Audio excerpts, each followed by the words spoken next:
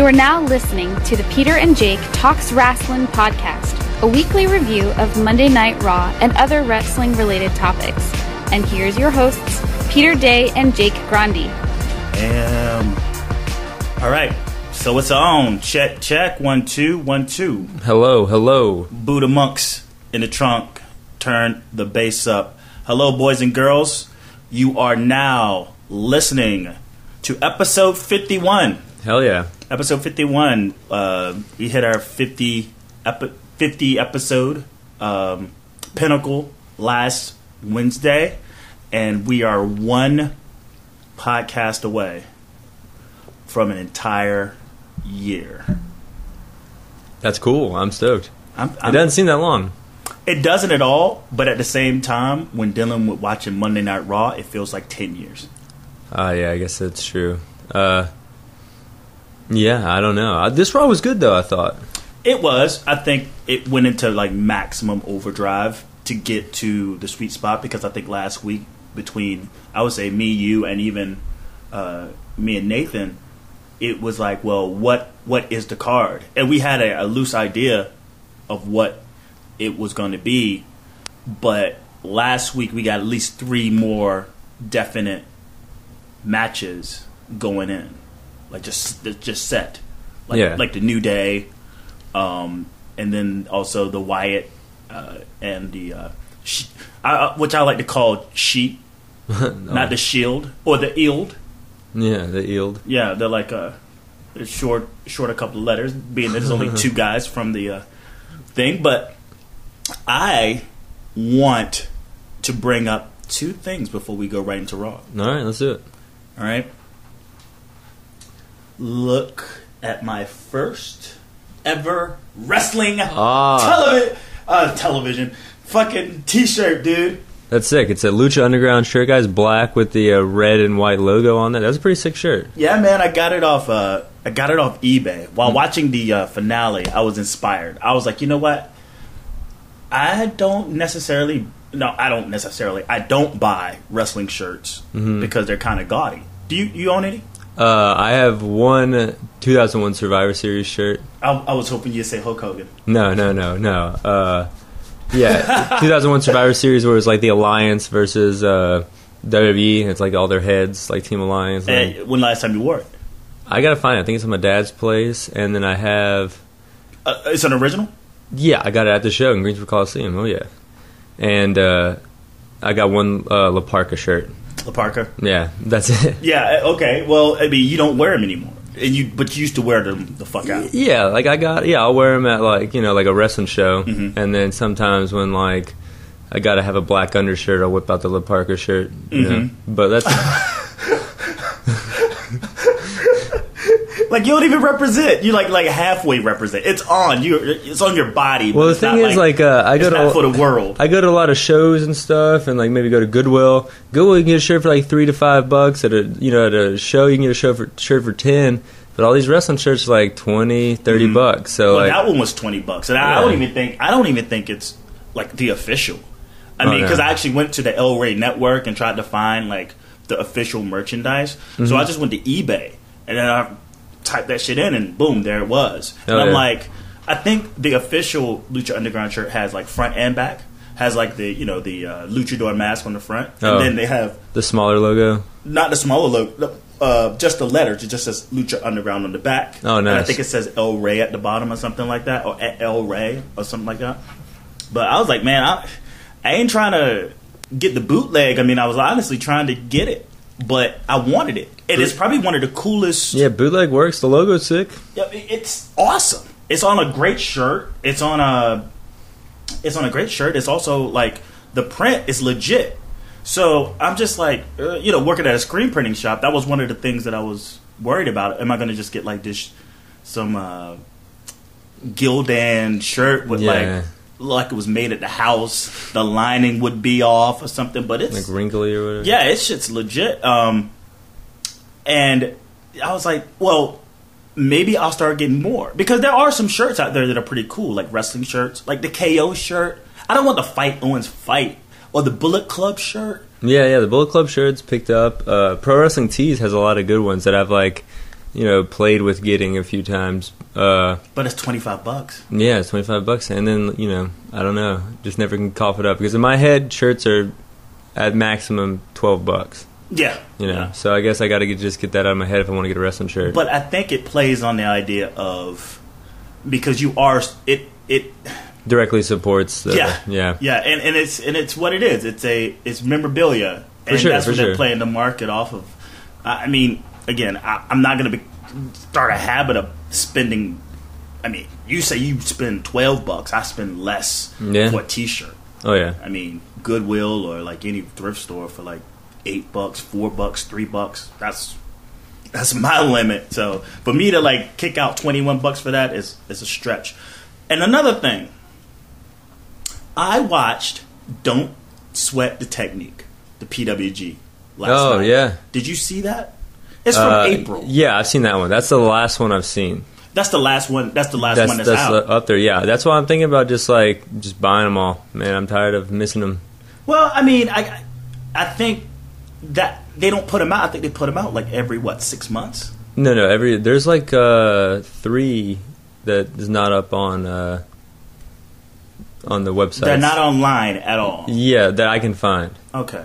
I'm sure there's a way. I'm sure the internet's very deep. Yeah, of course. I mean, like there's ways to it. I mean, I think I tried to go looking, and I was just like, I'm kind of like a internet hound when it comes to shit like that. For sure. Like the first time you told me about, I think it was Untitled 2, and I was like, oh yeah, there it is. So I could fish this shit up. That'd be cool. I was thinking that they came out not so often. Well, that one's pretty old, but I think there's 2. I think there's 2 after that, two shows after that, and there's about to be the Battle of Los Angeles. Yes. Which, have you seen that? Well, they were talking about that on what was it? I think it was. Was it MLW with Conan and Jack Evans and? I think so. When they were talking about how PWG, I mean, people, or either that or another one where they were talking about how.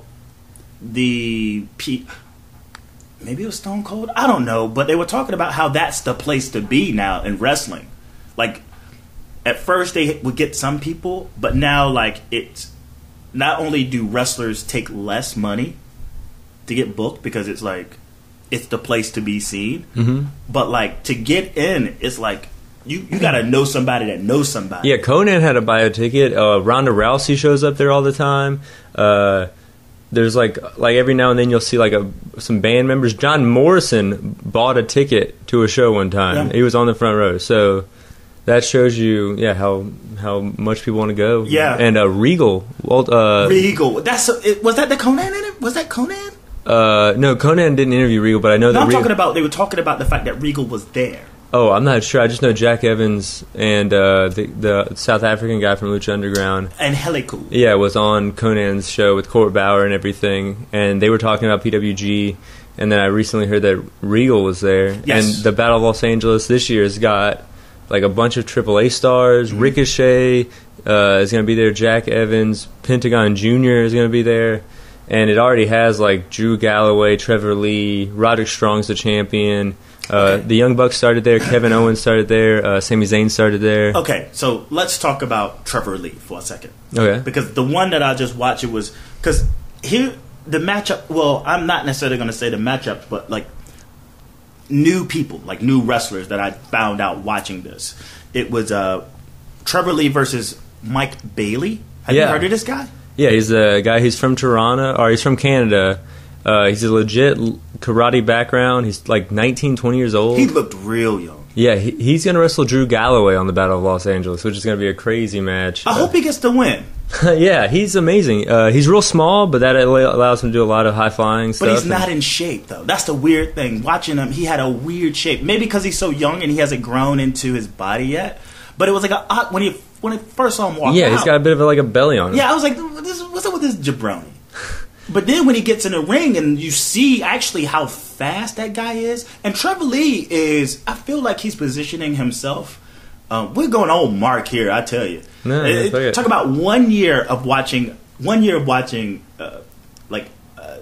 independent wrestling, and the fact that I've caught on to these names so fast, and like like I keep in touch with what's going on. But hell yeah. Trevor Lee, homeboy from Burlington, Greensboro, like he's from Gibsonville. Gibsonville. Oh, he's a current Omega champion. He wrestles a bunch in PWG, wrestles a lot in CWF out of Gibsonville, and I think he was on some Impact tapings, if I'm not mistaken. But yeah, well, he's on GWF. Yeah, it's CWF. Yeah. No, Global Force. I just looked at their roster. He's on there with Andrew Everett. Oh, nice. That's cool. So I didn't know that. I just watched 2 weeks ago. They were at the Boys and Girls Club, or they brought the Boys and Girls Club into like the Gibson Stadium, and the two of them work so well together. Trevor Lee is setting himself up to be like if Daniel Bryan doesn't come back. Are you getting that? He's definitely a very good wrestler. He's real young. I think he's 22. So sky's the limit for that guy. I really do think. But don't you get a strong likeness between him and Daniel Bryan? In my opinion, I think he has a little bit more charisma, especially for how young he is, than Daniel Bryan. I feel like not necessarily like Daniel Bryan's so good in the ring, so when you see him, there's obviously that aura around him now. But I feel like Trevor Lee can create that aura. Like when you watch him in PWG and stuff, he can get booed when he wants to, he can get cheered when he wants to, and it's rare for someone to be that young and that good. I think he is like starting to train people already in CWF. So it took you don't know someone's ability until like things are weird. Like say a performer, say like I DJ. So if you really want to see how focused I am, the less people in the room, the more you see how dedicated to the art I am, and how much, regardless if it's one person, 10 people, 100 people, 1,000 people, that you perform at the same rate, if not better, because you have the freedom with less people or like an offset type people to perform at a high rate, the rate that you want to, right? That Boys and Girls Club, I was just talking about him and Andrew Everett. You were saying his the way he performed, the way his charisma, he was killing it. And I was like, he looks as natural in front of a bunch of children, like that don't really know what's going on. They just see two shirtless guys in underwear throwing each other around, and he's treated like it's WrestleMania, and getting the crowd pumped up, and the kids were going along with it, and I go, wow. I haven't seen much of this guy. You showed me some, the PWG stuff, and I watched some CWF. I go, man, this guy is way ahead of the flock. Oh, yeah. And I wonder if he's been in a situation where he could get to Regal or get to Triple H. Well, I mean, being from North Carolina, he is the Omega champion, which is ran by the Hardy Boys and Shane Helms and things like that. So there's people that know people that are helping him out.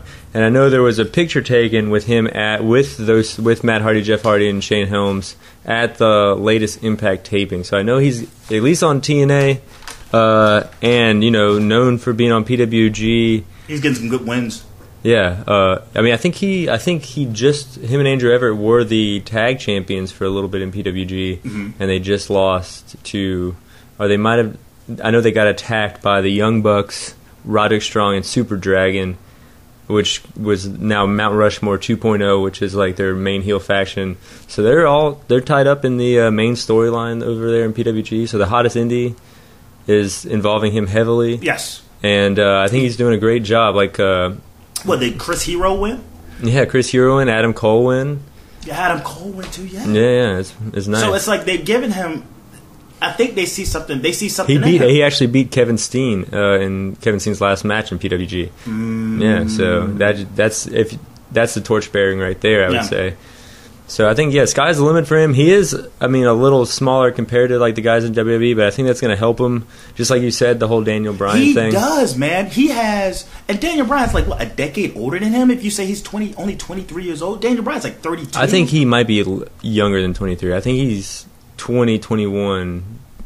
He has it. He has that same thing. I see it. It's almost scary, honestly. It's like really scary. And then like Tommy End. Yeah, from Germany. Yeah, he looks a lot like CM Punk. Comes out to a Trapped Under Ice song, which is like a hardcore band from Baltimore. So that's pretty cool. But he's been wrestling for years in Germany. Like all the old school indie guys know him. Like Colt, he just did a thing with Colt Cabana, and they seem to be old friends. But yeah, he seems to be pretty good too. Like well, he's a striker, just like this Hero, Bailey. I mean, just like fast hands, fast feet. Yeah, but I think he was a professional like judo or kickboxer at one point. But yeah, he's great. He's I think he's going to be at on the Battle of Los Angeles as well. So yeah, PWG is taking off because since they don't do anything with television, they had the freedom to get these dream matchups from the TNA, from the Ring of Honor, and now even getting guys from Europe and Mexico on the TV. It's fucking very awesome. Similar to, say, this is what the discussion with Nathan was, that him watching AAA, and I was trying to get like what's the difference between AAA and the use of the workers there and those same workers on Lucha Underground. And he was like, basically it's like a bizarro world. It's like an opposite world. Yeah, everyone on Lucha Underground who are faces are heels and vice versa, like Sexy Star and Moving for a Loop. And not only, but they're very low on the card. Like Drago and Aerostar, from my understanding, they're like first match kind of guys. Yeah. I mean, I think I like Lucha Underground a little bit more than AAA. AAA seems a lot like just like WWE, like kind of stuff. Or Lucha Underground, especially like the camera angles and the style of wrestling, is. But I feel like you have wrestling shows, and you have a show about wrestling. And that's what Lucha Underground is, to a certain degree. I mean, I'm still hoping that they get this second season. I really pray and hope, because that Wrestle Wednesdays, them out of that is like this right now at this time is like this huge hole. Yeah, I mean, like. Even with the Impact, Ring of Honor, and NXT, like no Lucha Underground, hole, because it gave you something so much different. You know what I'm saying? Like hellaciously different. Well, how good was Ultima Lucha? How good was it? It was fantastic. I think it had everything for every wrestling fan. They had hardcore matches. They had the great storytelling. It tied everything together. With like at the end there where they're all holding the belts up and everything. And then I like how they did their version of like the medallion thing, so that just now, if they do have a second season, now when you see these medallion matches, they're going to be even more special once you know that they have an outcome. And that's a great way to have every mid-card storyline matter, is just have it for just a medallion. So you don't have just one Money in the Bank guy, you have like 6 or 7, and it leads to a certain type of match. Well, there's one belt with all the medallions in it. Well, yeah, but do you not think they're going to do that next year? They're going to have the medallion thing again, or what do you think they're going to do? No. They're just going to have a secondary belt? That's just going to be the belt. The whole medallion thing had everything to do with who's going to have them all in the one belt. So when he cashes in, maybe they redo it. Maybe they'll just do that all over again. I mean, it seems like a really cool concept. Yeah, I think I was just assuming there, where I thought like maybe just the first episode, him versus. No, it makes sense. It makes total sense. Yeah. That like when Phoenix finally look at us. We're already talking about a second or third season, and we don't even know anything. So this is how exciting it is for us to already sort of plot out what's next for them. When talking to Nathan. I was like, well, the most intriguing story moving ahead, the one that I want to pay most attention to, is Pentagon, the dynamic between Pentagon and Vampiro. Yeah, that was interesting. Like the Dark Sith Lord with like his Jedi Knight. Yeah, that was cool. I think it just might be just his manager. Yeah, like a Kevin Sullivan. Yeah, like his own like luchador version of Kevin Sullivan. For sure, no doubt. Like a dark, evil dude. But he looked very much like the Sith Lord when in that last, like, what's the word? The little shot or whatever? The end montage. Yeah. But was it anything else? I've never heard of Zack Sabre Jr. Oh, yeah, he's from the UK. He wrestles in Pro Wrestling Noah out of Japan. Okay. Which is the company started by Misao Masawa, which is, I think, the second or third Tiger Mask, if I'm not mistaken. He was probably the best version of a Tiger Mask. He actually died in the ring. But nowadays, that promotion has like guys like Shelton Benjamin, Lance Archer, Davey Boy Smith's son's there, Colt Cabana, Chris Hero. And they're known just to have a lot of good like European and Australian stars, actually, that just haven't been picked up in America yet for whatever reason. But Zack Sabre Jr. is amazing British wrestler. Like his holds and everything, and how he can build to the holds are phenomenal. He's a tiny guy too. Tiny. Yeah. He looked pretty big, I guess, for the thing. I mean, he had an awkwardness to him that it was no smoothness to him, really. Oh yeah. Yeah. I mean, he had the ability. But watching him, because again, this is a fresh thing, and this is like fresh first impression. Yeah. Description that I'm giving to the guys, even the Beaver Boys or the Monster Mafia. The fact that Sabin and Seidel are like tag team partners, faces. The dynamic of the Bizarro world. Now Sabin is like babyface at PWG. Yeah. And I just go, man, like. Maybe, just maybe, I say this, waiting for them to come online, because I want to meet these new characters. They're like characters in a comic book. Well, they've been out for a while, and they haven't shown up on the usual sites you would go to for other wrestling. So I think that we might have to like look a little deeper. Maybe might have to just go buy some shit. Just no, they need to bend to our will. They need to put it up online. Well, I'm just joking. I got some, man. I got the Battle of Los Angeles last year. But I want to move forward. I guess. I mean, not saying it'd be pointless for me to go back and check out that stuff, but like in what I've discovered in you're caught up in today. Independent. Like it doesn't look back really. No. It moves forward at all costs. It's like hip hop. There's no '90s hip hop station on the radio. You know? It's just. Well, they go back to an extent, like this last show tied in a storyline that's been waiting forever with Super Dragon coming back, which is like behind the scenes, he's like one of the guys who run PWG, but he, in character, he's just like this like ass kicker who did the original curb stomp, where he like holds the guy's arms and then steps forward and stuff. Oh, I've seen that. That is pretty brutal. Yeah, and he was a legend in PWG, like I would say the first big star they ever had was Super Dragon. Now he's back. He joined the Young Bucks and Roderick Strong in this like new faction called Mountain. You said no, called Mount Rushmore, because Mount Rushmore 2.0, because Young Bucks used to be in that faction with Kevin Steen and Adam Cole. As in, like, we're the Mount Rushmore of wrestling. They have shirts, that have like those faces on like the Mount Rushmore. And I guess what happened, I didn't see it, but from what I've read and stuff, like they attack pretty much everybody, lay everyone out, and they just start like selling shirts in the ring, and all the fans are like going nuts. And that's the zaniness about independent wrestling sometimes, and it could wear thin on me. But at the same time, when shit like that goes down, it's like, man, that's pretty entertaining. Yeah, hell yeah. I love that shit. Yeah. Some people were like booing the fuck out of them because they're, and some people were just trying to buy a shirt. People were marking out. It's fucking nuts, yeah. So thanks for listening to the independent part of PJ, the PWG part of PJTW. And we're going to move into... but we got to talk more about this. There's some more people that I'm going to look at some shit. The Battle of Los Angeles is coming up. That's a three-show tournament they do. And the winner gets to wrestle for the PWG title. And I'm going to say, that is my favorite tournament in wrestling. More than the G1? Oh, well... G1 is too much, man. G1 is nuts. I like the wrestling on the G1, but...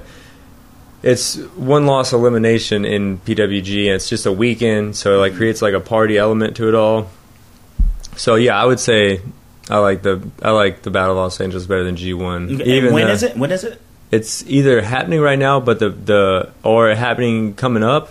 But the DVDs will come out in a few months. They got to put them A on few again. months? Well, like a few weeks. I think it's 2 weeks after the show the DVDs come out. Okay. And I'm gonna get that shit. I get it every year. Okay. Oh, okay. Well, the past 2 years I've gotten them. Okay. Who won it last year?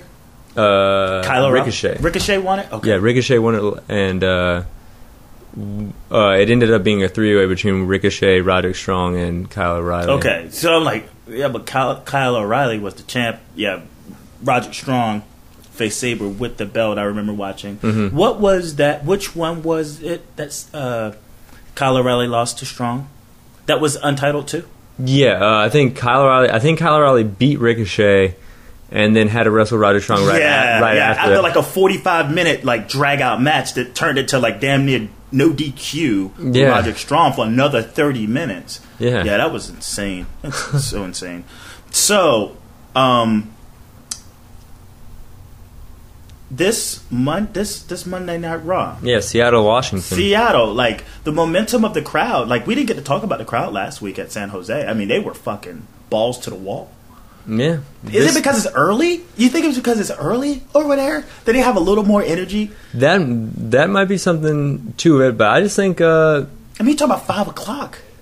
Well, I think like the Northeast and everything is known for these lively crowds. But if you've noticed, the last few years, it's like ventured off like a little bit. Like Chicago for a while has been now Minnesota is a hotbed. So I think it's just leaking over to these Western cities that are like, hey, we're here, we're a wrestling city too. But it's 5 o'clock. Well, yeah, and I think like the Northeast is like now a little jaded. Like they've gotten these good shows for a while, whereas the West hasn't really. I mean, they're trying to prove themselves, you know. Yeah. Well. Has there been a WrestleMania? Well, San Jose last year. San Jose, okay. But like other than that, I think there might have been one in Seattle, but no, I think they kind of just definitely Los Angeles. L.A. I mean, other than L.A. Yeah, 21, and there's a few. There's one in Vegas. WrestleMania 9 was in Vegas. Okay. But these are we have to think about it here, but I can like rattle off. And they're trying to go to Levi Center. I think next year is in Levi. Well. This one that they're coming up to set up. Oh, not next year is for Dallas. Yeah, and then the year after is Levi. Oh, would they just have it at Levi? Levi was 32. Yeah, where the 49ers play. Yeah, the new stadium. That was 31. Okay, 31. I mean, okay. Damn. See, I get mixed up. I think it's because I have to know so many names. I'm horrible with names.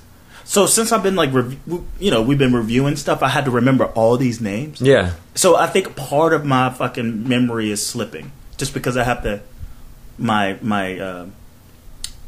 hard drive, I got to delete some names from my fucking hard drive to remember like where shit is. Hell yeah! So, man, what were your thoughts on this? And we mentioned something as soon as we started. But. Oh, I love this, Raw. I like how it's like a showline storyline based around in-ring consequences. Like a lot of times it's a show-long storyline where in the back they got to cut to the back to really. Put together a lot of the main story arcs where here Rollins comes out, the champion comes out, and because he's talking so much shit, you get Cesaro coming out, you get Owens coming out, then you get Randy coming out, and then you get the match. And then because there's the match, you get the main event. So I just love both those matches were great. So great Raw. Who did you think was going to win that anyway? Who did you when it went down? Who did you see taking that number one contendership? I didn't watch Raw live, and my roommate had some buddies from out of town come in, and they were all excited about Raw. So they told me kind of what the three-way was going to be, and I was like, Randy Orton's going to definitely win that. Oh, word! Yeah, and they were all freaking out, like, no way, Cesaro, no. I was hoping that Cesaro, but when I saw that when actually Randy took the victory, I was like, okay, that actually makes more sense. Especially if they're just going to throw it on a Raw. I thought it was going to be the consequences was going to be maybe a greater, like a SummerSlam match or something, but I don't know. But he still has their storyline with Sheamus. And it wouldn't have made sense for Cesaro or Kevin Owens to face Rollins because their thing is their thing. And Randy Orton, A, is a 12-time champion, for one, you know? And then B, he has to tie up his storyline moving forward with Sheamus, and then having Seth Rollins in the fray. I guess him just having the belt, it just made sense. Yeah, in the end. And as weird as it is to say it, like Owens and Cesaro, the reason you want to watch them is because it's going to be a good match. So like you could have a good match and then them lose, and you still people are still getting what they want to see out of it. But before we go into the match, I'm gonna say this: that fucking Cena on the big screen. Oh, dude! Probably the best usage of like a comedy. You know, normally they do like these dumb like digital things, like Kane's Hawaiian Vacation, oh, yeah. shit like that, and like pictures and stuff. But this thing, you know, the Conan O'Brien mouth thing, yeah, the Donald Trump thing. My God, I laughed so hard. Who do you think was the voice? Oh, I thought it was Rollins, man. You can kind of see the mustache. Oh, it was Rollins. I thought so, because you could see the mustache, and it kind of sounded like Rollins anyways. So you think it was just good timing? Yeah, I think that's just what I thought. But yeah, I think they edited it like maybe earlier in the day. Because I'm thinking, was that the Big Show? And he was playing with it a little bit. Yeah, the Big Show. Hey, I mean, he's funny when they want to make him funny. Yeah. So I could see it being the Big Show. But it was like, he's like, I have a new slogan. Before it was like hustle, loyalty, and respect. Now it's surgery, recovery, and rehab. Yeah, they said like I broke the face that runs the place, and like all this stuff. And he's like, yeah, you know the old. I had to let go of the old slogan, you know, hustle, loyalty, and respect. Until you get your nose broken by Seth Rollins, and then just give up. Yeah. I mean, it was like you never give up. Oh, just give up after you get your nose broken by Seth Rollins. The Cesaro section thing.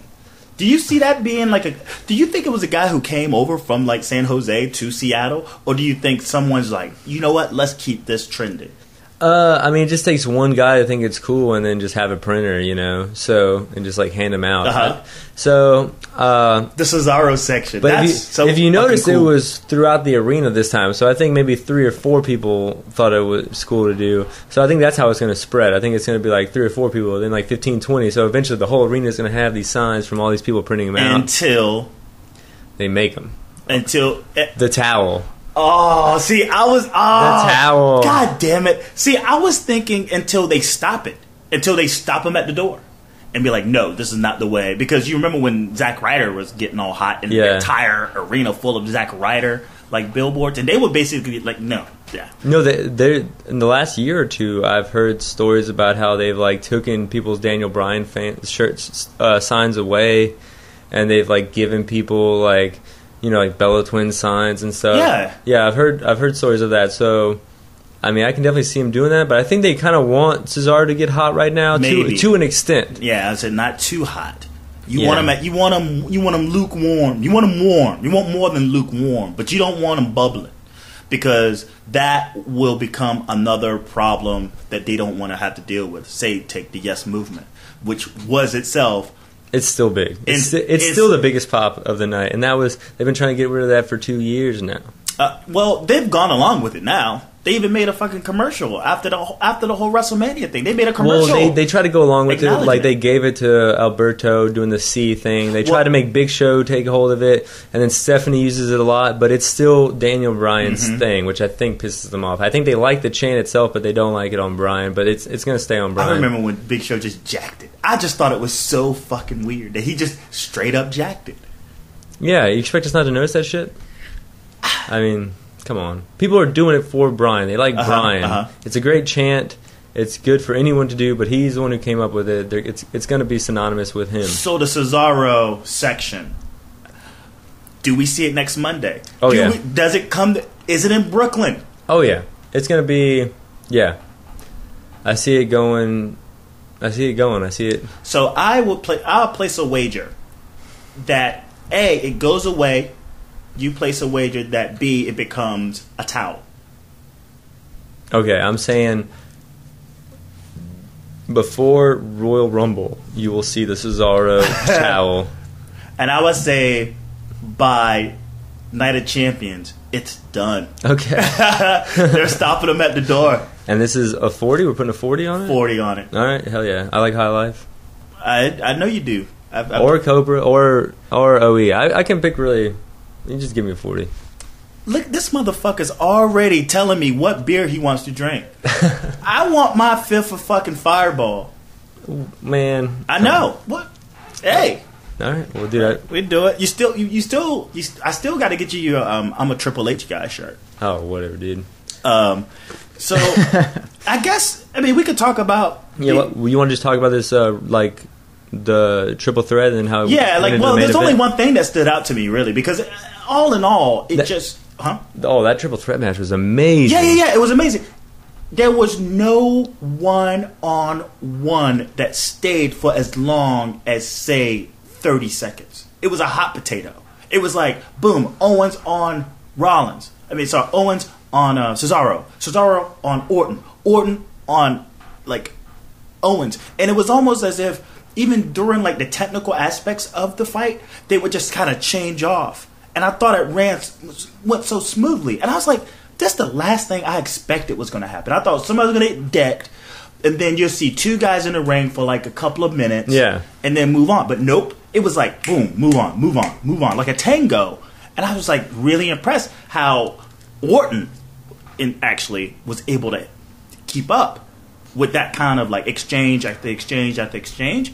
But man, again, maybe because you can get a little. You get a little haterade in you when dealing with like the older guys. But Orton can go. Yes, that's the thing. You forget that they can go because you're kind of like a hater. There's a reason they got to that point at such a young age is because they were the best available, and they're still pretty fucking good. Yeah. But the senton by Owens. Yes, that was the spot of the night. And then he goes straight to fucking commercial. Oh, yeah. And then he tries to go to the senton again off the top, and then Cesaro puts his knees up. That was fucking beauty, man.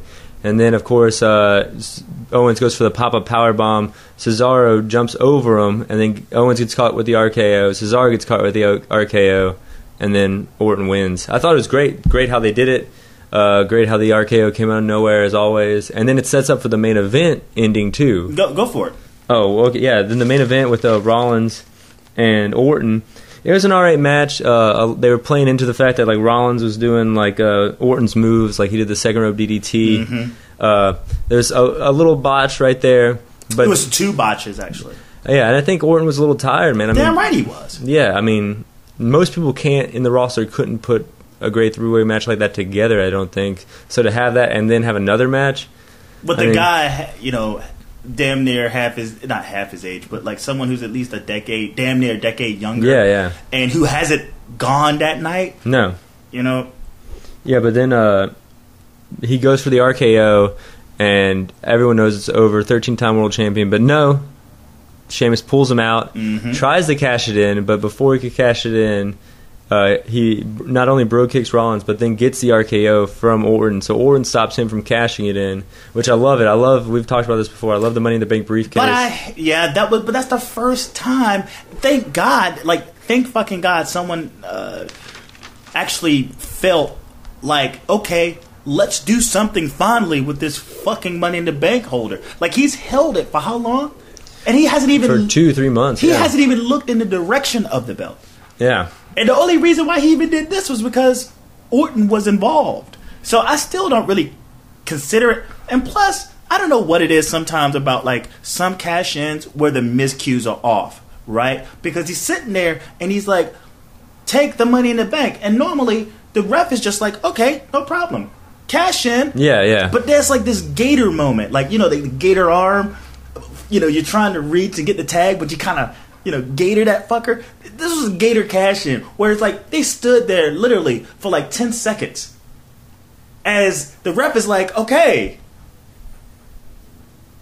It didn't take that long for Seth Rollins to cash in. No, you're right. He just handed that fucking box to him and he said, hey, it becomes a triple threat. But for some reason, and this happened in previous ones too, where I just go to miscue, it's off. It's like, God damn it. Like, stop doing this. I think what I saw, and it was like the ref was supposed to be like startled that Sheamus did all that, and then like it's like bullying him to catch it. But yeah, you're right. He says let it go. There was like a moment. He says let it go.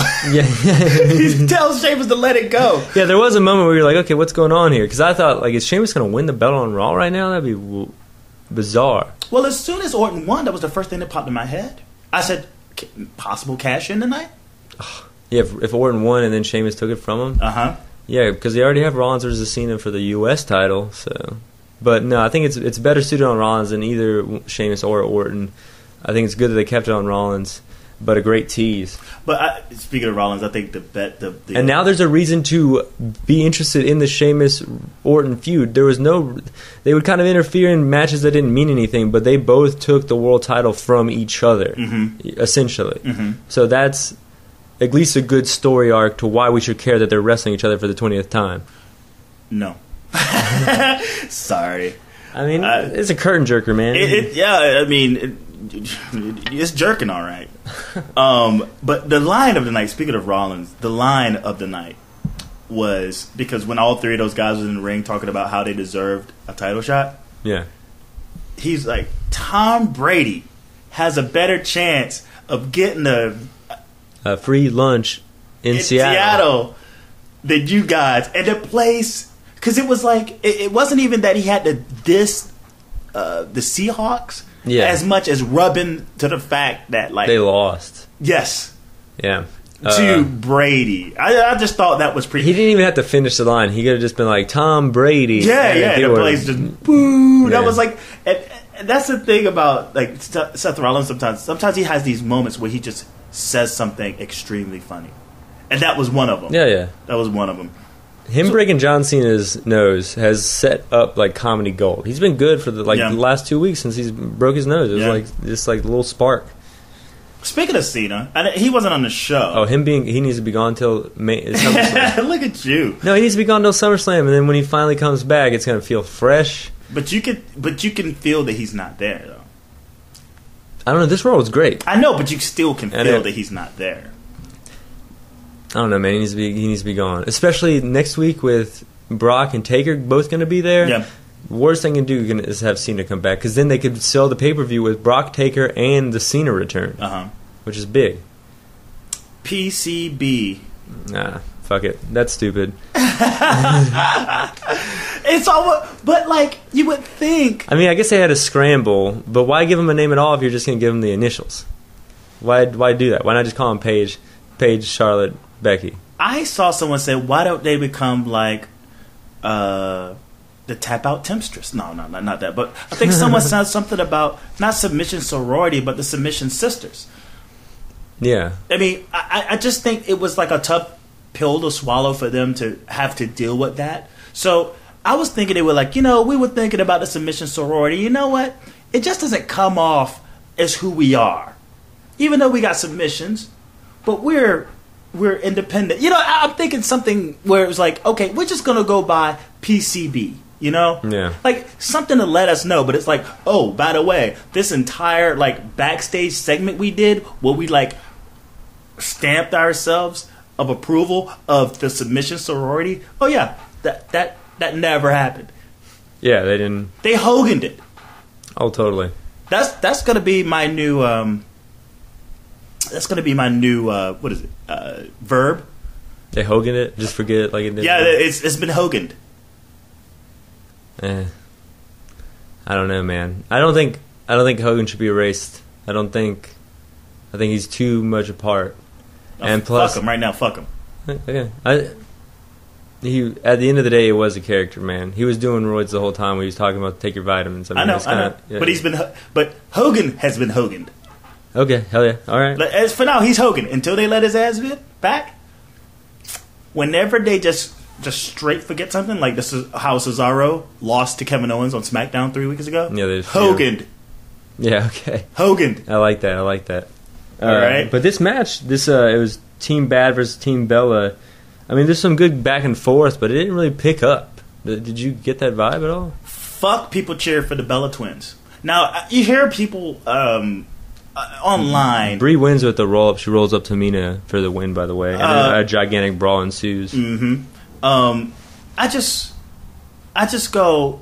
I'm still mad about the whole Naomi thing, where she was getting the babyface rub, and she couldn't necessarily get it because people were just cheering against her. Yeah, for the fact that she was going up against Nikki, and some people on Twitter was talking about that. Like I saw something on the sound offs. Like, so anytime anytime Nikki Bella or any of the Bellas go up against anyone black, they just get cheered for. Like that's right. Someone brought it up, and then someone else brought it up on Sasha Twitter. Banks though. She's black. Well, I know, but She's high yellow. dude, we need to see more of Sasha Banks, man. It's just like it's a beautiful thing. We need to see less of two girls and more of one in this entire scenario. That's it. Doesn't matter who it's going to be. Just one. Give us one story with one girl coming up, just like Paige did, and say, hey, what's up, new girl on the block? I want that belt. I don't want to get in some fucking faction.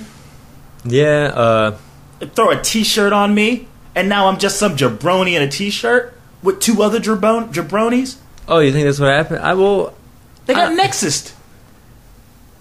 I think Sasha's in a better position than Becky or Charlotte, because I think she's, even though it sucks for Naomi, she's seen as the leader. Like, if you look at the pictures of SummerSlam, but she's with the black girl faction. Yeah, it's shitty. You know what I'm saying? She could definitely, and that's a character that could definitely stand on his own, especially being the NXT champion. Who's more of a badass than a bad girl? You know what I'm saying? Yeah. She doesn't cheat to win. Yeah, team bad is kind of dumb. I think it should just be bad. Like, we are beautiful and dangerous. We're not team beautiful and dangerous. If anything, I would much rather see Sasha Banks face Naomi. Like, I'm coming in for you because you think you're hot shit. I'm hot shit. And that should be the dynamic of a storyline within the Divas division, right? I still see Becky Lynch coming out as the heel champion to take it off of Brie. You think Becky Lynch? I think it's going to be Becky Lynch. But they didn't. They showed a Charlotte vignette later on in the show. They didn't show a Becky vignette. But they showed that vignette on SmackDown. Well, yeah. So they showed the Charlotte vignette, but they're not showing any Becky vignettes. I'm just saying, dude. I'm just saying. I was talking to Nathan, and I brought up this idea that this 3 girls coming up on the main roster reminds me. I mean, inadvertently, right? Yeah. Of basically a female Shield. You had Roman Reigns, who was the muscle. That is Charlotte Flair. Yeah. Everyone sees her as the destined one. If she even has a spear, yeah. And then you have Sasha Banks, who is everyone sees as the star. They see her as the one that's going to. That's the Rollins? No. That's Ambrose. Because when Shield broke through, it was all about Ambrose. Ambrose is his moment. And then you have Rollins, who, in fact, they had to somehow muscle him, squeeze him in at times. We didn't think he was even in the group unless he was in the ring. Yeah, not in the ring, dude. And then he broke out to be the champion. He won the Money in the Bank, and he ended up becoming the one getting the heel rub. And I see that happening with Becky Lynch. And I think it's by design. And it's going to be really effective when it happens. I don't think they're as smart as you're letting them be. I think Charlotte's going to beat Nikki Bella eventually, because they're already putting all these vignettes together. She's got the Flair rub, which Triple H loves, and she's been in the company the longest out of the 3 that they brought up. So you like Miller Lite, right? Yeah, that's all good. Okay, all right. I like Fireball. Okay. I like a 5th of Fireball. This is a wager. So you're saying Becky's going to take... Okay, yeah. Keep up, man. I'm down with that. Charlotte will take the belt off of Nikki Bella. Actually, you get an entire case, man. Yeah, just whatever. Charlotte will beat Nikki Bella for the women's title. She won't hold that belt before Lynch. And that won't happen until fucking February. But it's got to be February? No, it's coming close. It's like... like Night of Champions? No, not that soon. They're going to keep that belt on Nikki Bella until fucking Royal Rumble. But that year is coming up soon. I know, but like they're going to extend that. They're going to make that son of a bitch unreachable. Fuck. You might be right. Yeah, I'm right. You can may as well just give me my Fireball now. Yeah, right. We just pause the podcast and we can run down to the ABC store. I mean, I got a beverage right here. I don't need a Fireball. For me. What did you think of the New Day versus... I wanted to mention something too. What's up? Now, this is... okay. What you said at the beginning, it was more in-ring consequence to how things move forward. Mm-hmm. It wasn't a lot of action. It was a lot of action concentrated in within like 3 things. And say you take that opening segment, 20 minutes.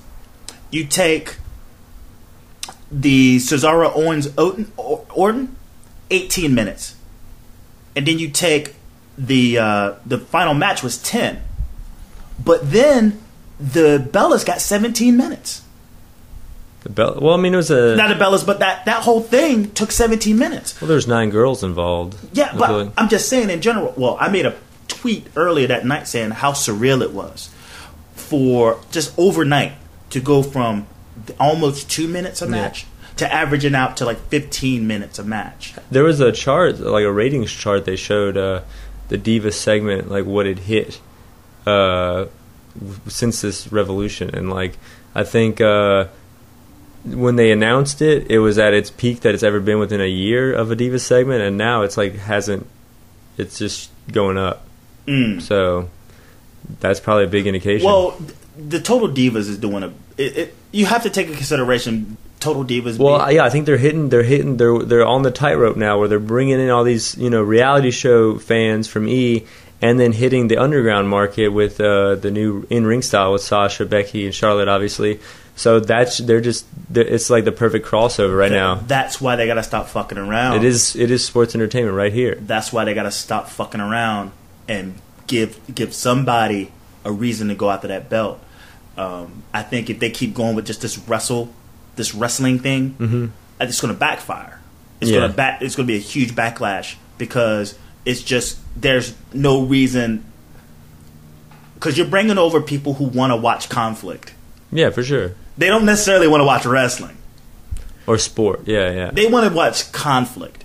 And if you go ahead and set someone up to where there's real conflict and there's a goal, like the belt, I think people will be more intrigued for that sport.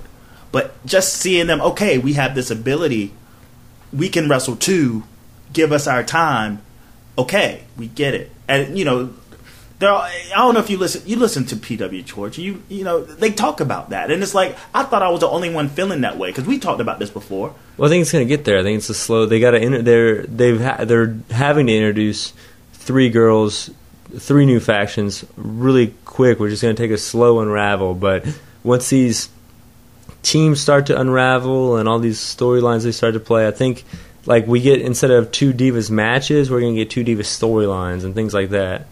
Where you will get your, what you said, like your Naomi Sasha feud. And we hope so. Your Charlotte and Nikki and everything like that. Don't make that burn so slow. I mean, you might want to speed it up a little bit. Just a little. Just get it cranking. Because again, I feel like it's going to backfire. It's going to backfire. I mean, I hope not, but because to a certain degree, the sports entertainment. I don't watch Raw for a bunch of matches per se. I watch for how matches come together and then what kind of conclusion comes out of it. At the payoffs of the pay-per-views, but yeah, those just the Divas and like that thing took up most of the show. Yeah, like over half. New Day versus Los Matadores. I really liked that the primetime players were not at ringside this week. But Thank it was fucking God. Yeah, but it was a very quick match. Kofi stepping on the foot while Big E revved up on the ropes for the big splash was a good spot. But then they won, and then in the back they're doing this like 2 Live Crew kind of chant. The second week. Yeah, that's hilarious, man. We want some New Day, and they get stopped by Renee Young, and Renee Young says, you get your primetime players match at SummerSlam, and they're like, oh, that's great, we're fine, we can prove it. Like with Los Matadores, they're like, oh well, we just beat them, but it's okay. And the Lucha Dragons, they're like, oh, so they were kind of wavering on not being positive, but they stayed with it. And this is gonna be a great match, but a shitty build. Because we've been talking about this for the past 2 weeks. Yeah. Like, who is the number 1 contenders on paper? It makes no sense that it's Los Matadores because they beat the primetime player. They beat the primetime players, even though it was New Day interference. They still got the victory. So my whole beef is like they needed to do something, either the go home show or the show before the go home show to sort of own up, get some testicular fortitude, and just say this will be your opponent at SummerSlam. But they couldn't do it. They couldn't fucking do it. They couldn't do it. But then when she ran into fucking Renee Young, when they ran into Renee Young, and she started doing it that way, I just went, God damn it, those fucking punk motherfuckers couldn't pull the trigger. They couldn't do it. I would be much happier with either one of those teams having a one-on-one shot, even though because it makes just as much sense as doing a four-way, you know?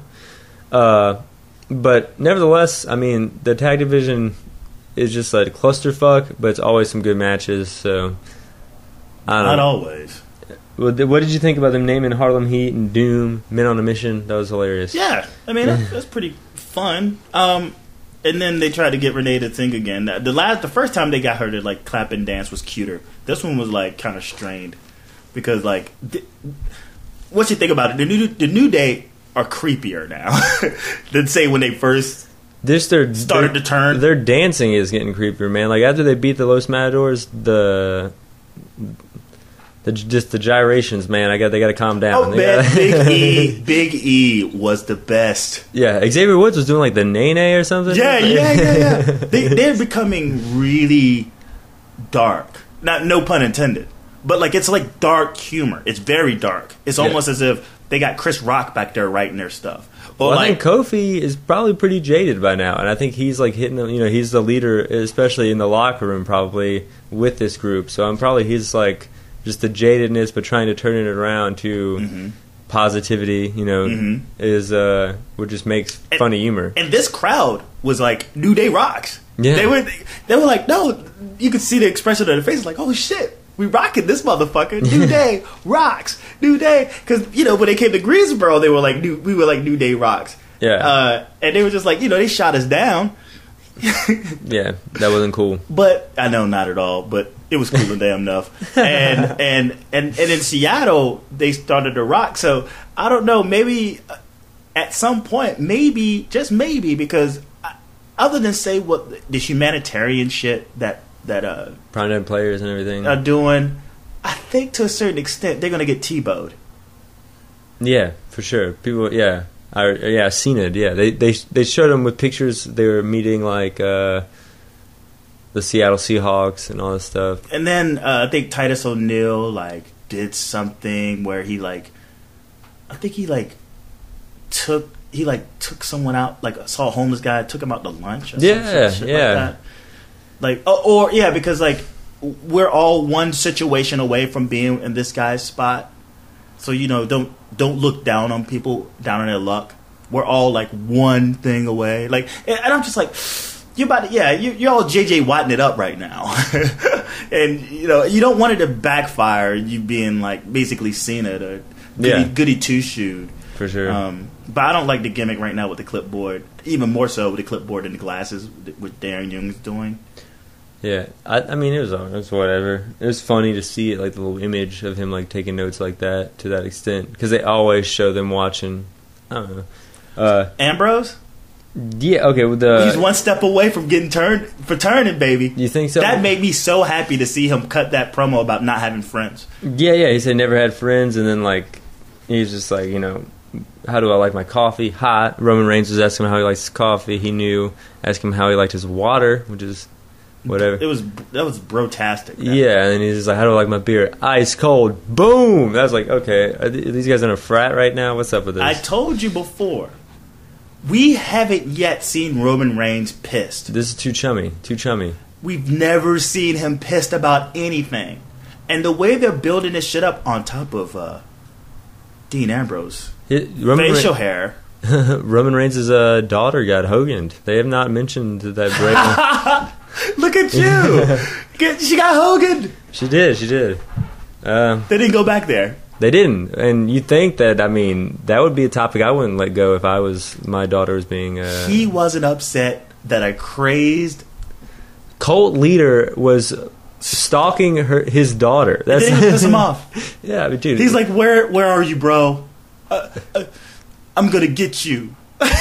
That's it. Yeah, I'm gonna get you. We can all take a lesson, man. Like I was stressed a little earlier today, but if I can be like Roman Reigns, man, just as cool as a cucumber all the time, Akuta Matata. Yeah. Even when someone's stalking my daughter, fuck it, man. His new music should be Lil Wayne, No Worries, or Ain't Worry About Nothing. Ain't worried about nothing. Yeah, it should be. Ain't worried about nothing. That's his new theme. Oh, yeah. So whoever's listening, tweet us at PJTW Central or at JG Pro Wrestling. What should be Roman Reigns' new theme music? Because he's never worried about anything. Don't worry, be happy. Just give us who you think, what you think should be his new theme music, and we will announce it here, and it will be his new music. Whenever it comes on, we're hearing it in our brain. We're like, Durner. It'd be like, Akuda, Matata. Don't worry, be happy. But on top of his facial hair that's seemingly growing in, I see it, dude. I told you. And then we'll see Roman Reigns, and maybe this will be his moment that we'll actually start caring, because he's gonna start caring. He'll get closer to that belt than he ever has before. Maybe. What do you think of this Undertaker-Lesnar feud recap? I thought it was like alright little documentary right there. Yeah, and they had it was just a clip of the fucking show they had after Raw. No, they tied it all in. They had all the way I know, back. but after Raw they did an entire 30-minute show. Oh, see, I didn't know that. On it through the eyes of it's basically like the history the history of both of the competitors going into this match through the eyes of the WWE roster. Yeah, that's all that was. That was just a clip. It was fucking sick, man. It was sick, but and they're gonna both be at Raw next week, so hyping up the Go Home show, which is kind of cool. Where is it gonna be next week? The Go Home show? I'm not sure. They're in Seattle. They got to get to Brooklyn, so probably somewhere in the Midwest, northern Midwest. I see Winnipeg, Minnesota. I see Philadelphia. Philadelphia. Don't you think that's a little too close to New York? They kind of want to get that. Oh. They want to get that market to go. Maybe they stop by Iowa. Iowa? I can see that. Or Cincinnati? Oh, actually, I know from my travels, August 15th, which is a Friday,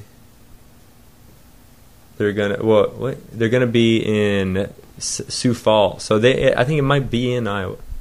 Just from traveling around, I drive by all these signs. So I know they're gonna be in South Dakota on the 15th. Mm-hmm. So there you go, I think. Okay. So,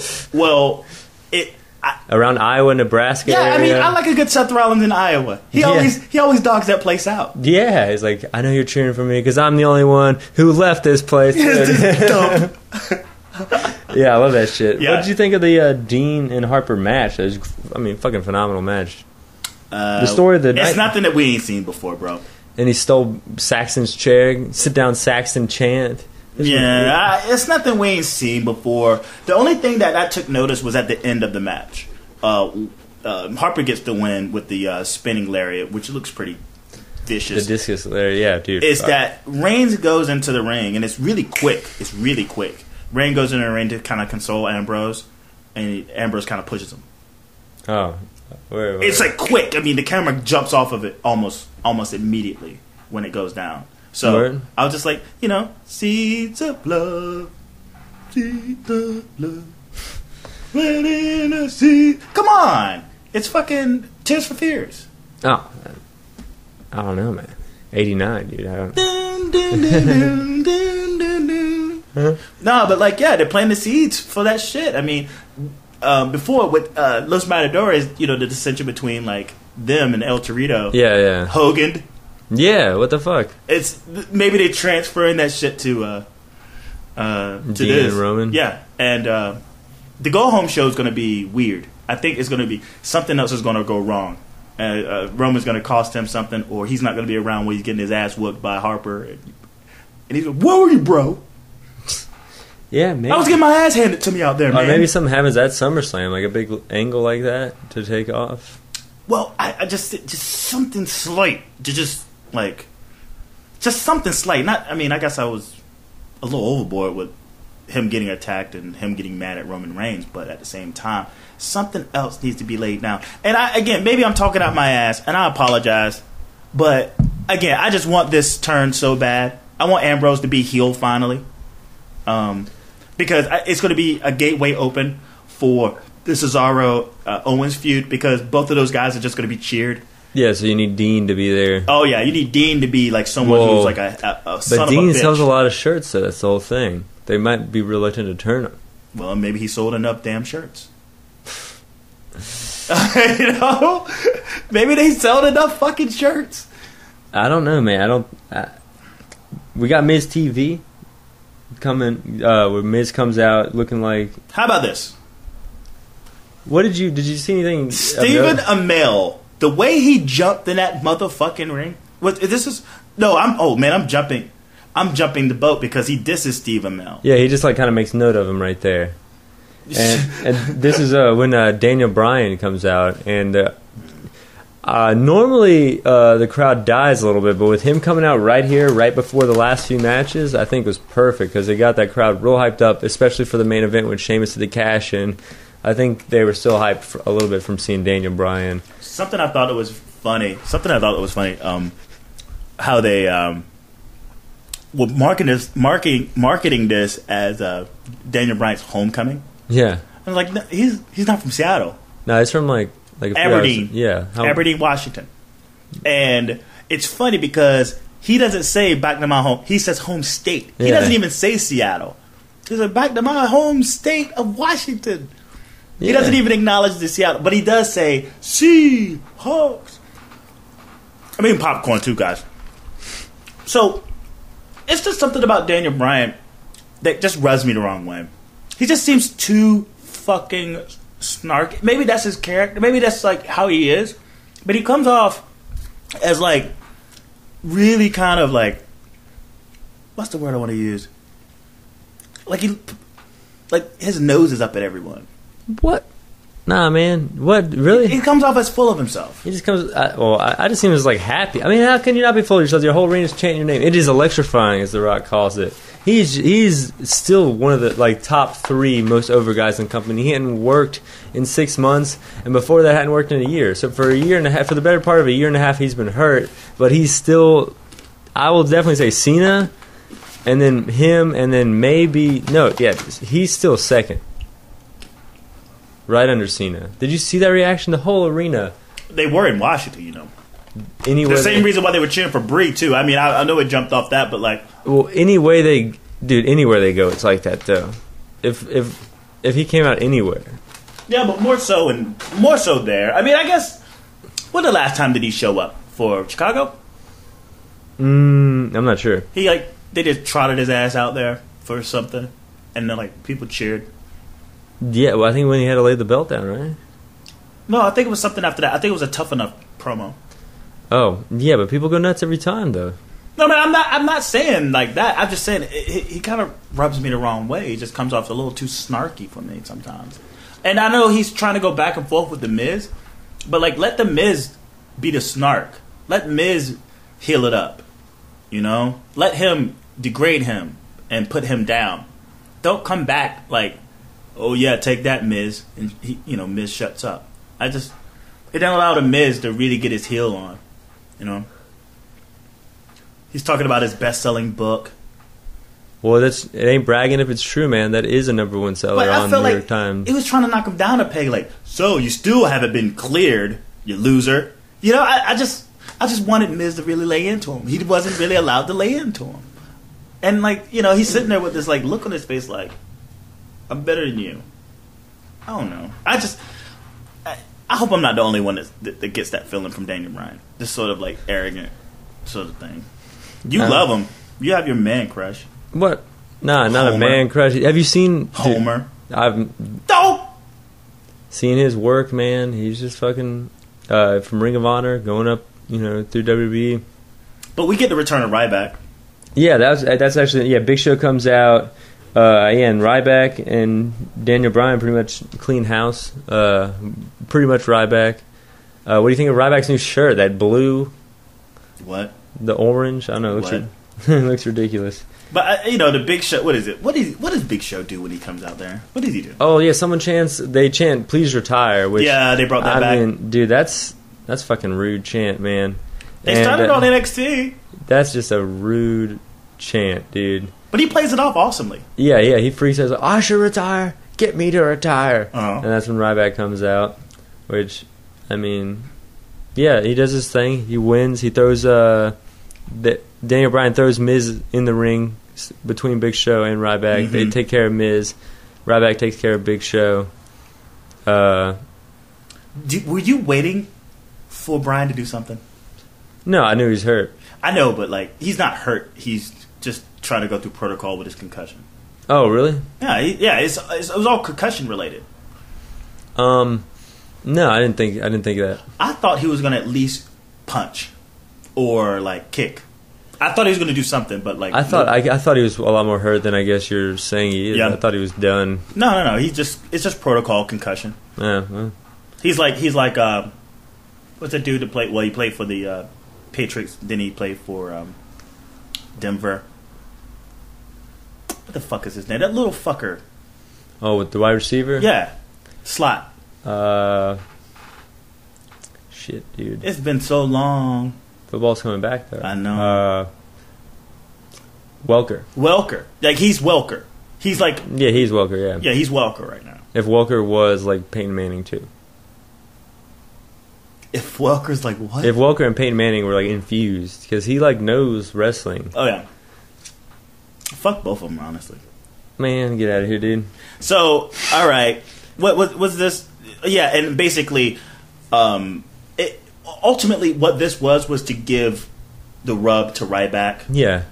Using Daniel Bryan as a means to give the rub to Ryback. Which I mean, association. I don't know if he needs. I mean, Rub's never hurt, but I think Ryback's over in and of himself. Not as over as Daniel Bryan, but that was added rub. You think so? That was like massage rub. That was like hot oil Deep rub tissue. right there. Yeah, nice happy ending rub that he got.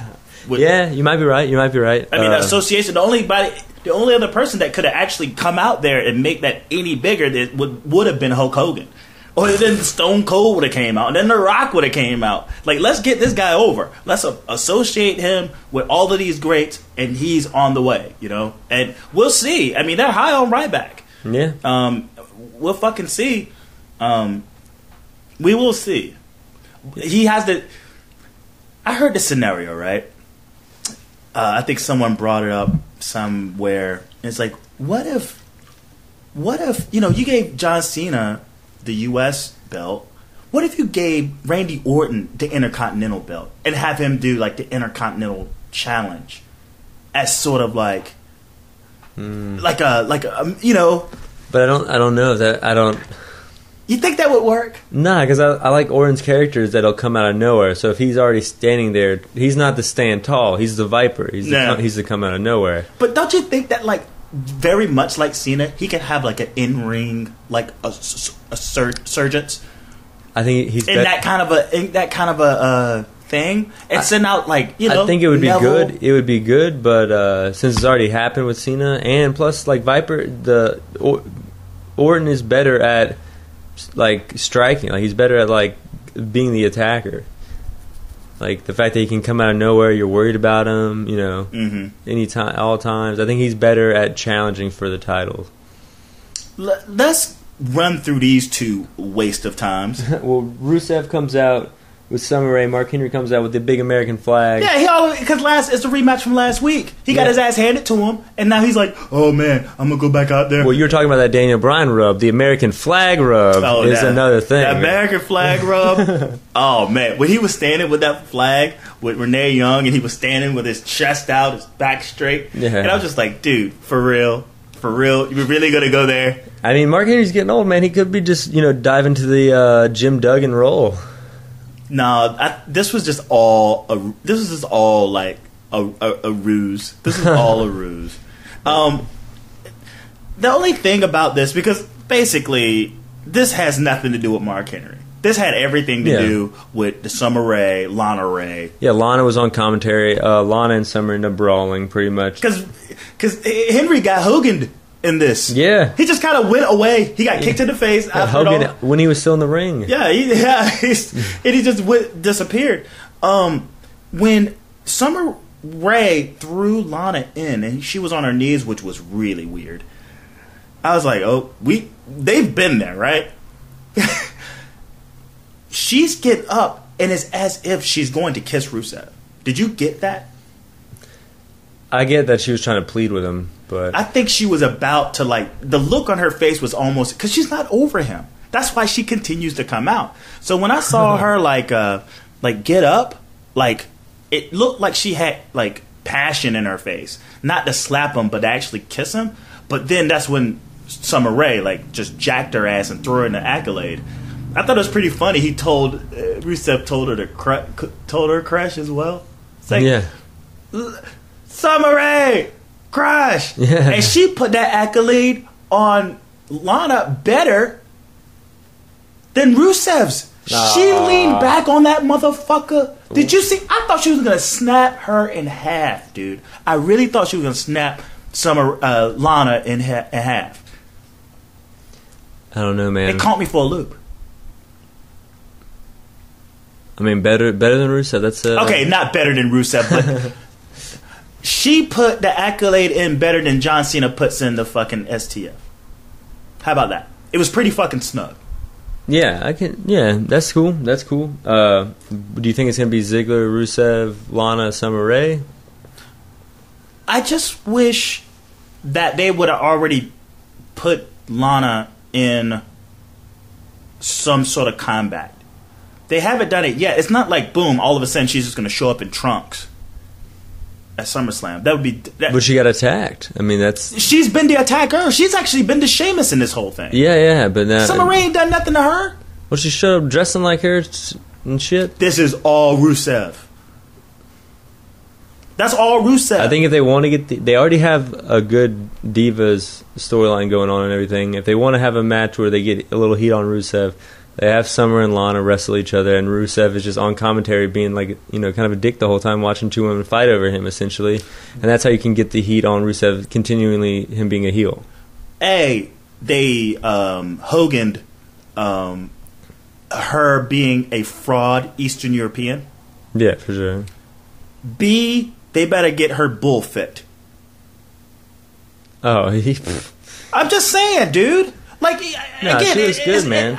I'm just saying, like, it's not like, boom, she shows up in trunks. She's actually, like, she's on the roster, as a valet. Mm-hmm. Like, get her fit to combat. If you want to throw, like, some cheesy little montage together to see her get ready, because she's not known as an in-ring person. And maybe she does have, like, some in-ring experience somewhere, somehow, but we don't know that. If she just jumps in the ring with someone who's actually been in the ring and has had victories, for her to beat her, it's one thing to get Stephanie versus Nikki Bella. Both of those girls have limited ring shit. Summer Rae is known for being in the ring. I mean, she's not that good, though. Doesn't matter. She's like a ballroom dancer. Hey, now she's from Raleigh. Come on now. Oh, really? Yeah. Oh, I didn't know that. Chill, dog. I mean, she's really good. I've always seen a lot of It's all about that girl. I always knew. But yeah, but she's known. She's known. She was on NXT. Like, she's known as an in-ring performer. So you would definitely have to fuck with my belief. Is it suspension of disbelief to the fact that Lana actually holds any kind of edge or advantage into taking out Summer Rae. I'm just saying, you might want to show her doing something. What they're doing with the old girl down at NXT, like with the red hair, Ava Marie. Oh, yeah. Yeah, you know what I'm saying? Something like that would work, but they don't have time now if they're going to do the SummerSlam match. I'm just saying, like, just keep it Rusev Ziggler. Yeah. Just keep it Rusev Ziggler. Well, they got to set that up next week. Yeah, but I don't see him coming back until... Yeah, I mean, well... Yeah, that's what I'm saying. Like, what are they going to do for SummerSlam to continue this feud? Well, Summer Rae... I think that if they do Summer Rae and Lana just gets her ass kicked, Ziggler's going to have to come out and save her, and then that's the next pay-per-view is the mixed tag, and then I just don't see that. I don't see it being as effective, say, if Ziggler was still around. Yeah, I know. Yeah, you're right. But I mean, that's the situation, though. the flag, the Bulgarian flag had with Rusev on it. Rusev on it, dude. Rusev is hilarious. He's the best part of Raw. He's one of the best parts of Raw. He's not as great as he's not as great as the New Day at all.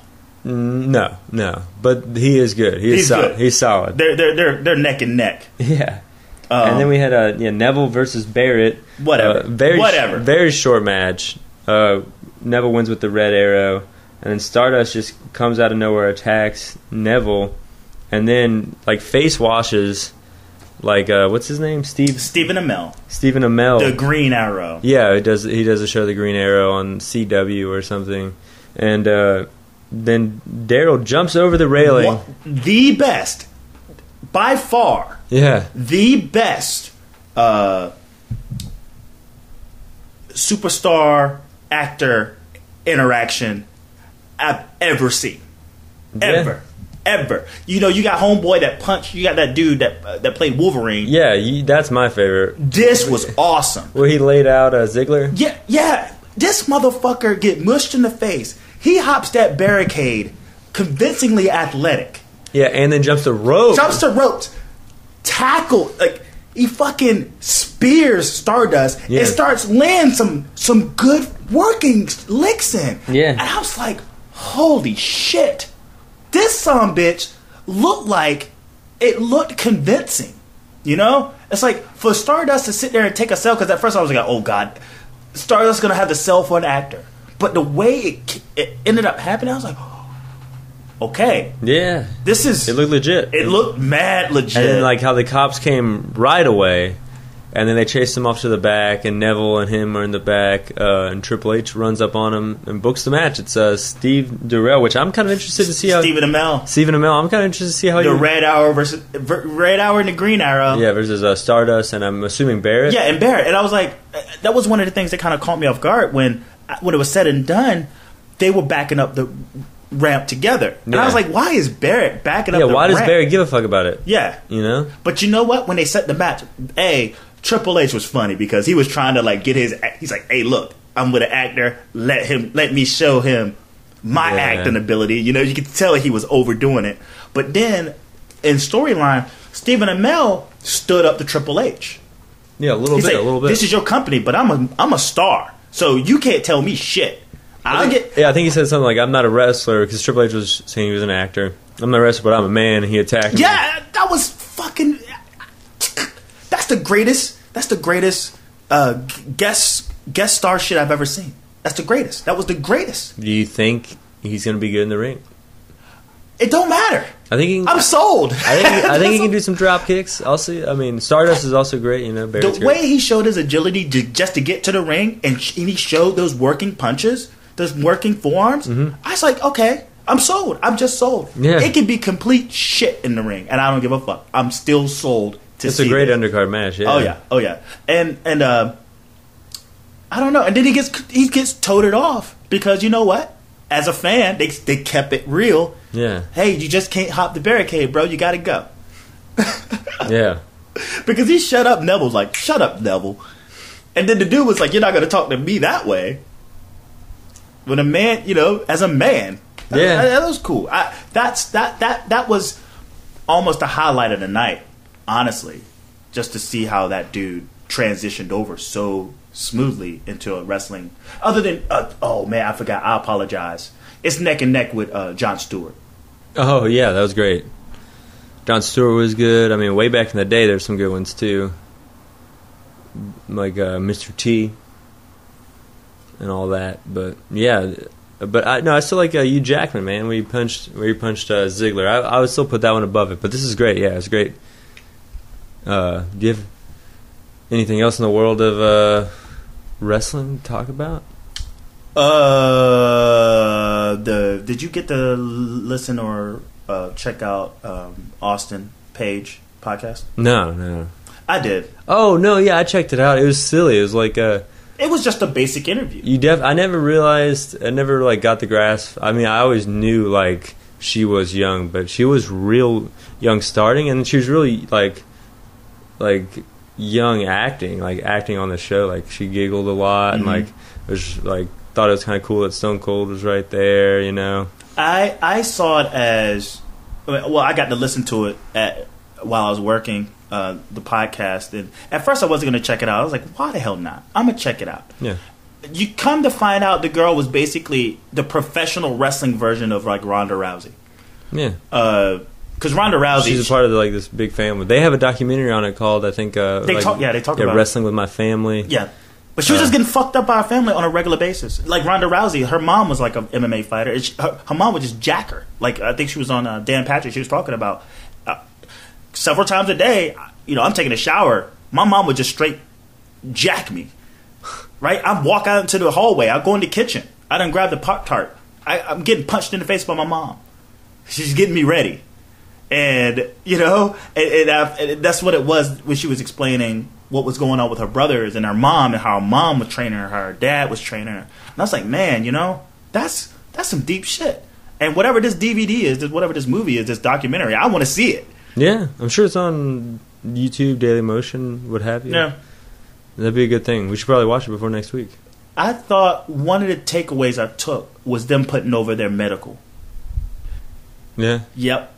Their med. Because since the CM Punk, they've been scrambling to sort of like make up for that ball being dropped. Yeah, I mean, man, that was definitely an attack on something that they need to take seriously. Yeah. So they brought up Daniel Bryan, and they brought up like how he's been taken care of, and that the guys are good. Mm-hmm. I thought like, oh yeah, they had to squeeze that the fuck in there. But other than that, it was just a straight out. There was no what's the word? I don't want to say swerves, but there was no unexpected questions to be asked. I mean, it's Paige. I mean, there's nothing really controversial about her. I mean, she's good. She's young. But what? Like with the Stephanie or Triple H, there's all these kinds of controversy you can bring up. Oh. But with the Paige, it's just, Something stood out. What? He asked her, do you feel that you're responsible for the Divas Revolution? Oh, yeah.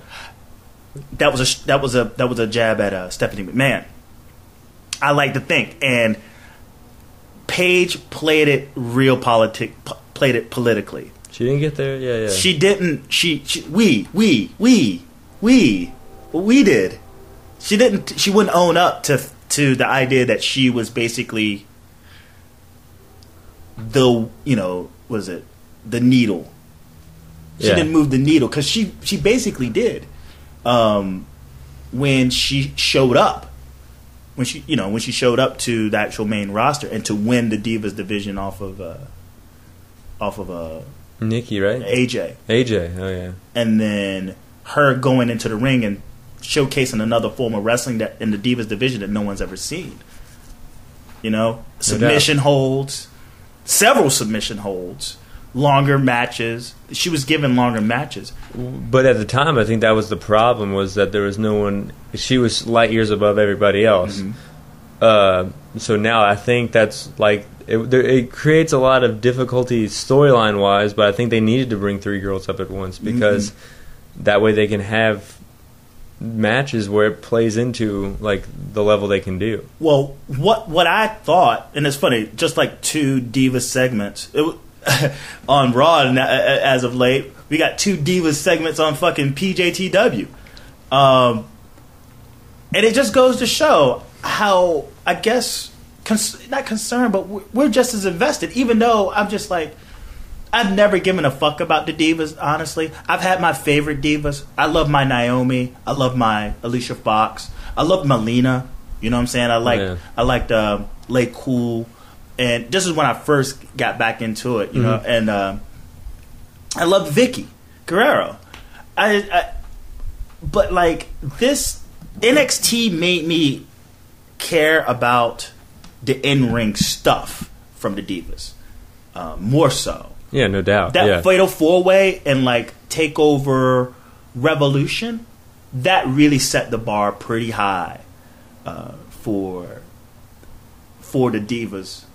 And how the fuck were those girls going to transition up to the main roster? Like, holy fuck. And I think we even talked about it. I go, man, there's nobody on the main roster that can keep up with this shit.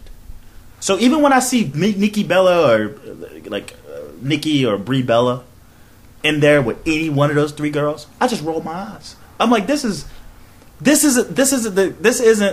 the capacity of both either Lynch or Banks or Flair to have to take a kick or a running bulldog from any fucking Bella, you know?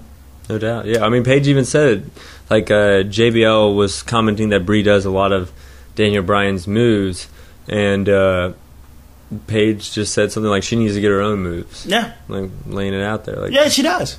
She really does. And it's sad, but why not? I mean, if I was in Brie's position, I would too. I'll milk it for what the fuck it's worth. You know what I'm saying? That's my husband. He's out.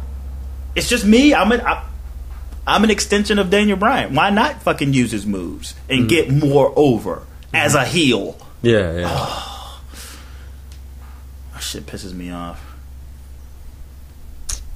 I don't know, man. But yeah, I mean, well, the Paige shit. Basically, to wrap that up, I thought Austin did a good job for what he had. You know, because it was supposed to have been Hogan. Oh, really? Yeah, it was supposed to have been Hogan. Oh, I didn't know that. Yeah. I mean, Paige is a good story. She's, from a wrestling family, success story. It's a success story at the peak, which is a good timing to hit it. And we got to know her. Yeah. Like, if you never heard an interview from Paige before, or if whatever interview she had before, you heard it from Austin, and we got to know her. Yeah, I thought it was great. I didn't know the Hogan situation, but yeah, I mean, they didn't even bring him up.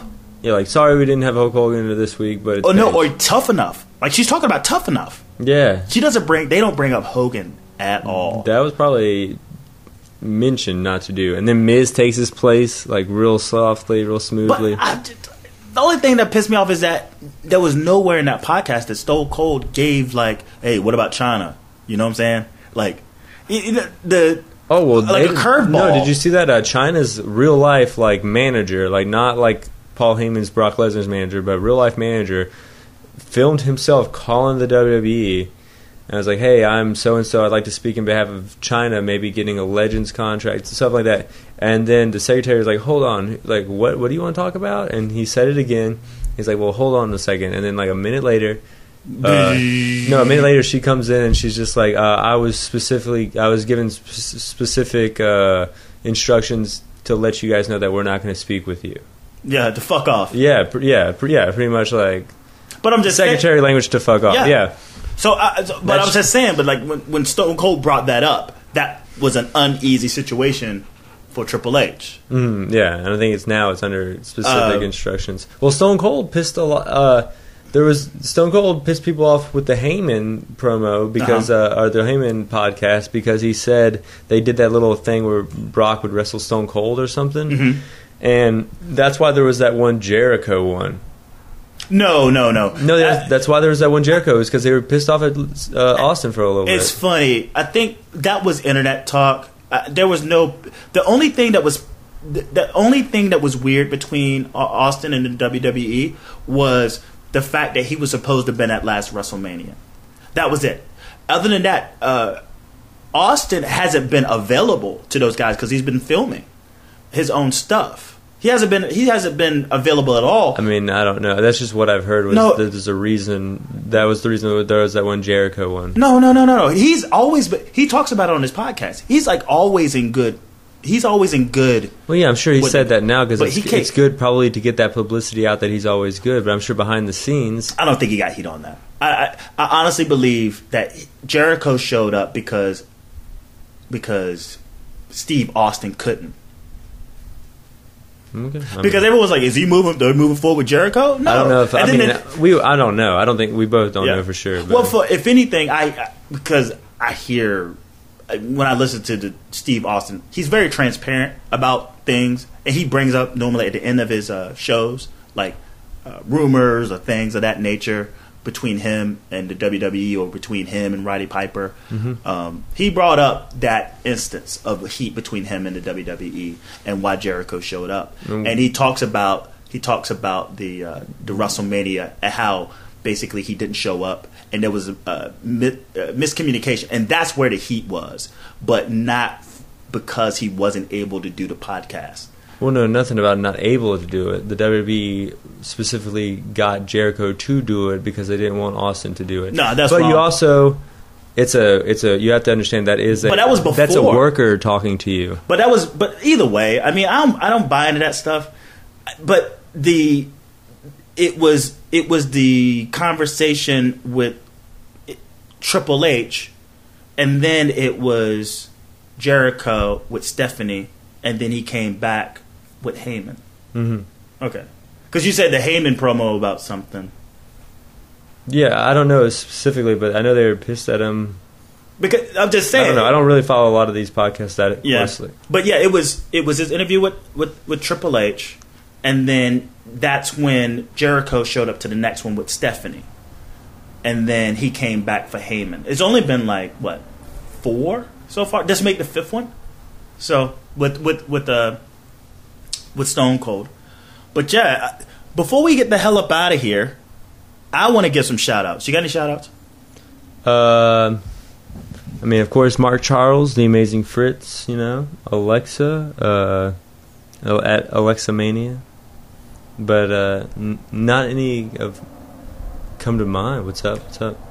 I want to give a shout out to Seymour Snot, wrestler out of Raleigh. He's a great guy. Keda Legit Boss, who goes by at you know it. We got into a discussion on Twitter during Raw that was pretty cool, and I think we're going to be talking some wrestling this Friday for Peter Talks Wrestling with, so I'm looking forward to that. And just straight up Twitter shout outs, Sarah Chrysostomo at La Gringa Loca. We got at Oscar Wilson. We got at Vildren, that's Tom. We got Random Guy, RG179. We got your boy Kevin Cordell at Cordell Kevin. Troy Miller brand. Troy Miller. We got India Eaton. Marcus, the Mark, Man 92. Alan Schatz at RA Schatz. And those are my shout outs, motherfuckers. Thank you so much for listening to the Peter and Jake Talks Wrestling podcast. Get your last plugs in, dude. At GG Pro Wrestling on Twitter, SoundCloud.com/JG Pro Wrestling. I'm going to be on Mark Charles's Outside Interference radio show coming live from 9 to 11 every Wednesday night. And I'm going to be doing the Newsflash tonight and Fast in the World podcast every Thursday morning, which we review NXT every week at JG Pro Wrestling on Twitter. And you will be hearing from me hopefully this Friday with Peter Talks Wrestling with. We got Peter Talks SmackDown, and then if anything, Peter's Raw recap until the year anniversary, episode 52 of the Peter and Jake Talks Wrestling podcast. We're talk about the Go Home show, but we're gonna try to talk about what doing this podcast, starting the podcast, and where we are now. I think that'd be pretty fun. Yeah, hell yeah. Just sort of talk about how this has changed us over the year, because it's huge. Oh yeah, it's huge. I'll probably even open up the thing with like a little 5-minute clip of like the first podcast that I did alone, and then the first one with you, which I think was episode 5.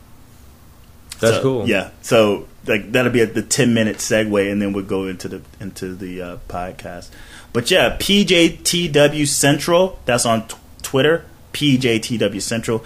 PJTWCentral.com. And guys, make sure you like this. Make sure you subscribe. Make sure you share. Make sure you retweet. Send us shit. Just do all those things, because if you like it, just if nothing more, just tell someone personally, or just retweet it, favorite it, just like get it out there. If you like it, why shouldn't everybody else like it? Yeah, stop bogarting some shit. This revolution will never take off if you guys aren't on board. And again, yeah, I know. Damn, that sounded like that's like podcast 101 right there. Yeah, you can get a promo, man. Oh man. And again, we're just two dudes who like wrestling, man. We're not experts on this shit. We got our opinions, and we have we have fun. So, if anything, it's not like we're a bunch of fucking know-it-alls. You want to listen to people who just like this, like the sports entertainment very much so like yourself. So, you got any last words? No, fuck yeah, NXT tonight. And I think I have a new one. Mine is like, look out for foreign objects. Nice. Because I got hit in the head with a bottle last Thursday. Oh yeah, I saw that on Facebook. What the fuck, man? I know. Watch out for those foreign objects, man. They will get you when you least expect it. So will they cash in on your punk ass? Did she pull it out under the ring? No, it was straight. It was straight gimmick. It was like in hand. I saw it. Yeah, I was just distracted by someone else. But that's the podcast. Peace. Later. You have been listening to Peter and Jake Talks Wrasslin podcast. Please tune in next week.